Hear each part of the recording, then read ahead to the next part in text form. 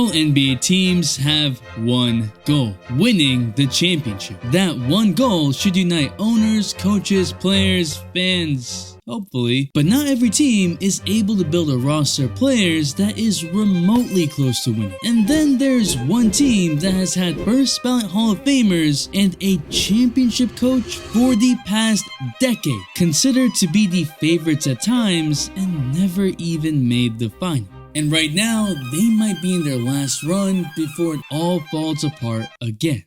No skill at all. For the past 10 years, the Clippers have had some of the best players in the NBA. And for the past 10 years, they have been part of some of the biggest disappointments in NBA history. But it was all preventable because they keep making the same mistake over and over again. The Clippers are the most disappointing team in the NBA. But how we get here? We're gonna go through that. And I'm also gonna talk about how they can save their season and their entire franchise. What is up, dudes, that's ballers, players? It's your boy MJ. The Clippers have historically been a losing franchise. From 1980 to 2011, they only had 2 seasons where they won more games than lost. When you think of the NBA's most exciting teams of the 2010s, which teams do you think of? In 2015, the Clippers were awarded with 32 national TV games, the most in the NBA. Not LeBron's team, not KD's team, not Steph's team. The Clippers were the most exciting the league had to offer at this point. And that's piece number 1. The Clippers had big expectations, but even bigger letdowns. In 2009, the Clippers had the first pick and picked Blake Griffin, who would win Rookie of the Year and be a perennial All-Star. Then they got Chris Paul in 2012, who was literally the best point guard in the NBA and an MVP candidate. You know, way before his addiction to the finals. And just a few games into their season, it was Lob City. Utah twice. The lob, touchdown!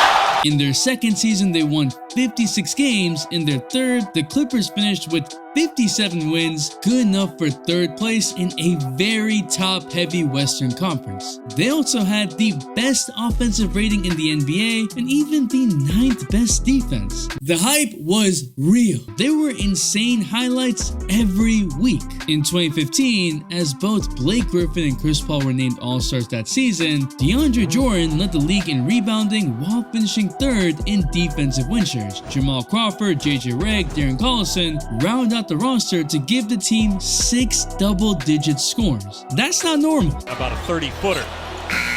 And it goes in! The Clippers for 3 years in a row, smack dab in the middle of a crowded 2010s era, were top 5 in preseason championship odds. Chris Paul averaged double-digit assists, Blake Griffin was the NBA's most feared high flyer next to LeBron James, and yeah, both the Clippers stars finished in the top 10 in MVP voting in 2015. They even beat the NBA champion Spurs in 7 games the first round that year. So what could go wrong? A whole lot. Just when things were looking good for the Clippers, tough breaks, injuries to key players, the Clippers curse was in full effect. Griffin sprained his ankle in the 2013 playoffs. Donald Sterling, their owner, said to not bring black people to games in 2014. Chris Paul hurt his hamstring in 2015, broke his finger in 2016. Griffin breaks his toe in 2017, but the reasons for Lob City failing to reach their huge potential ran deeper than just the injuries. Because one Clippers player later said, there was a sense of painness, and we weren't necessarily happy for each other's success. And another member of the Clippers said, we just didn't get along well enough as a group, and you can't win without cooperation. But to understand exactly when and why this incredibly promising team went completely downhill, let's look at the results for a second. Even when they were at their best from 2014 to 2016, the Clippers failed to even make it to the conference finals, including 2 first-round exits and that absolutely forgettable series in 2015 when the Clippers stopped Harden and Dwight Howard but couldn't stop Corey Brewer and Josh Smith and blew a 3-1 lead with Chris Paul and Blake Griffin. Yeah, the Clippers, that's gonna come back to bite. But why? CP3 had an aggressive leadership style. It wasn't for everyone, as many teammates have said. Blake Griffin didn't want conflict. He was very passive, just kept his head down. While there was respect, and it seemed like there was an on-court fit, there were a lot of factors off the court that made it not a good fit. And with management not stepping in and establishing a clear pecking order, things got worse. Because the chemistry got worse. What the hell was that? That quote I mentioned earlier about cooperation was from head coach Doc Rivers. The quote on their pettiness was from JJ Redick. And amongst all this, DeAndre Jordan agreed to be a Maverick until the Clippers players show up at his house and held him hostage with a chair or something like that. You picked the wrong house, fool! Things weren't in order. Actually, it went much beyond that. In 2017, Chris Paul was traded to the Rockets. And when we saw Chris Paul and Blake meet as opponents for the first time, it wasn't pretty. This superstar duo on the court rivaled LeBron and Wade in highlights. But off the court, they never got along. Ty Lue, who was there for just one season back in 2014, said the best. Like two great players, and it reminded me a lot of like Kobe and Shaq. Like two great players that really didn't get along as best they could. Like, and you always had to step in and like, man, no, we're gonna do it like this, and they would get on board. But like, they were too talented. Like, and it only set the precedent for another pair of Clippers superstars that came after them. See, when the Clippers gave up that massive haul to bring in Paul George and pair him with NBA champion and two-time Finals MVP Kawhi Leonard, they didn't think they'd still be without a title nearly 5 years later. Especially considering that they gave up SGA, who averaged 31 points a game last season, Danilo Gallinari, and 5 first-round picks. And this season, Kawhi and Harden don't really seem to be matching to that superstar status. No skill at all. But you can make that choice to invest in their stock in the upcoming season with Mojo Fantasy. No, literally, it turns sportsbook odds into fantasy contests against other people. The props act like stocks. Mojo Fantasy is a game of skill and the sponsor of today's video. And the main reason I want to work with Mojo is that you're not competing with the house.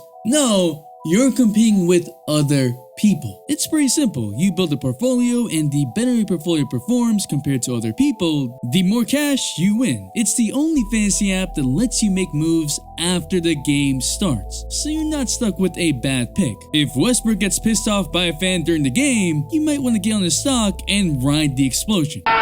Some contests will let you double your money for just being in the top 50% of all contestants, not because players hit a specific spread. So download now on the Apple App Store and use my code MJ2K for 100% deposit match up to $100 for your first time deposit. So show your skill and make a portfolio better than the Clippers. The season before their busy 2019 offseason, the Clippers won an impressive 48 games without a single All-Star in a loaded Western Conference. With the Clippers adding Paul George and Kawhi, they were the favorites to win the NBA championship in 2020. Their first season felt like their best shot until 3-1 happened again. They were up in every single closeout game against the Nuggets and lost every single one, losing 4-3. And you get Pandemic P, you get Kawhi's washed.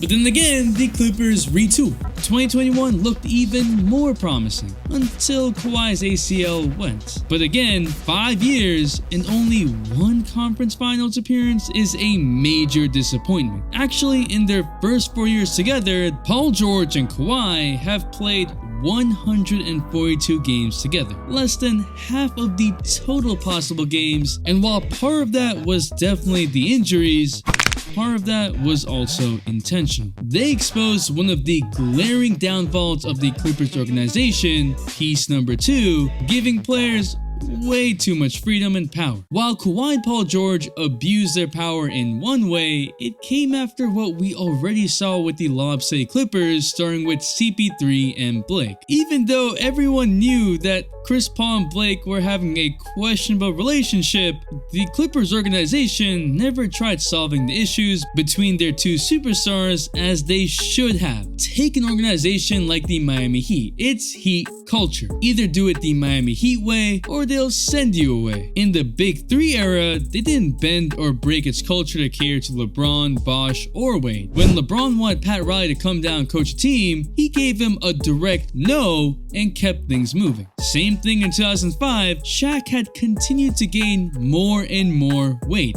partly because he thought more weight meant dominating, and partly because, well, he just did whatever he wanted to, all the way up to 400 pounds. Pat Riley stood over his newly acquired superstar and told Shaq directly to drop the pounds. So he did. He opened 24/7 gyms, all to get to 10% body fat. He lost over 50 pounds, and later would get traded because of... They got rid of me and Gary in Miami because Gary and I was the only one that really didn't listen to Pat. So teams can hold stars in check for their worst habits. The CP3 Blake rift was bad enough, but you would think they would learn their lesson, or maybe the Clippers like toxicity. Like some of y'all be going back to that toxic relationship you know you shouldn't. Oh shit, too far? It didn't take time for the next line of Clippers superstars to assert their power over the franchise. In fact, it happened even before they signed. During free agency in 2019, the Clippers were working hard to capture their longtime target Kawhi Leonard. But Kawhi told them, "I'll only come if you get me Paul George, even if it means you have to give up your entire future for him." And if you thought that was the last of the humiliation for the 2020 Clippers who lost the 3-1 lead, think again, because just before the start of the following season, The Athletic came out with a detailed breakdown of the 2020 Clippers, where things like team chemistry and some players having great power in the organization were highlighted. And if there's one thing that I can take from this piece to summarize the entire story of the Clippers, was the quote from an anonymous Clippers staff member who said, "I thought from the beginning, we're doomed. Kawhi wants too much special treatment." Not only that, but the players on the team took issue with Kawhi purposely arriving late for team flights. PG also was involved in canceling team practices, and the biggest of them all, teammates felt like Kawhi and Paul George were able to pick and choose when they played, which definitely rubbed guys the wrong way. Though some things have been smoothed over the past few seasons, you can tell clearly the Clippers aren't close to instituting the kind of culture environment that will get the best from their players while minimizing the baggage they bring. I guess the closest to that was in 2021 with no Kawhi, no expectations. But overall, it's been a recurring cycle. And I'm not afraid to say what's on my mind, what's against the NBA agenda, no. So if you like the truth, subscribe. Trying to build a community where we can have a honest conversation about things without getting recency bias in the mix. The Lob City Clippers had impressive talent from top to bottom, but failed to unite through culture. And I'm afraid that's what we're continuing to see with today's Clippers. With this latest James Harden trade, it looks and feels like a cliche Clipper move. Put together talent and let them figure it out. No plans, no policy, no culture. At least not a strong one. And the truth is, until the Clippers begin thinking systematically, they'll always be hard to trust in the biggest moments. And that's piece number 3, the Clippers never think long term. Trades can be nice, free agency splashes are even better, but something better than everything else is developing a superstar through the draft and making him the focal point of the franchise. Outside of Blake Griffin, which player can we say was supposed to be a homegrown franchise cornerstone for the Clippers? Maybe SGA, but they trade him. Though the Clippers turned in one of the most transformative NBA offseasons ever with their 2 power moves in 2019, they gave up a ton to make it happen. And yeah, they took the risks, like having 2 injury-prone superstars run your franchise, but they didn't have a culture in place and let stars overrun it, which leaves them where they are today. Either they'll go and win it all with this elite but aging talent, or they'll be left with no other option but to completely blow it up. Actually, they don't even have the option to blow it up because no one will be left under contract next year after they trade everything they had left to get Harden. What are you doing? This is the all or nothing play. They're going to need a solution for the long run, and that's by implementing a culture that unites the players and management, and maybe think about developing their own talent through the draft. The Clippers are in one of the biggest markets in the NBA, but they need to figure out who they are. The oldie notification shout goes to an OG day one, my girl Maria Jo, who's also worried about the Warriors struggling. Thanks for the all-day support. And if you want to know what happens when Steph gets angry, there's a video right here. And if he's still here, you really want to comment culture, so I know. It's your boy MJ. We out. And we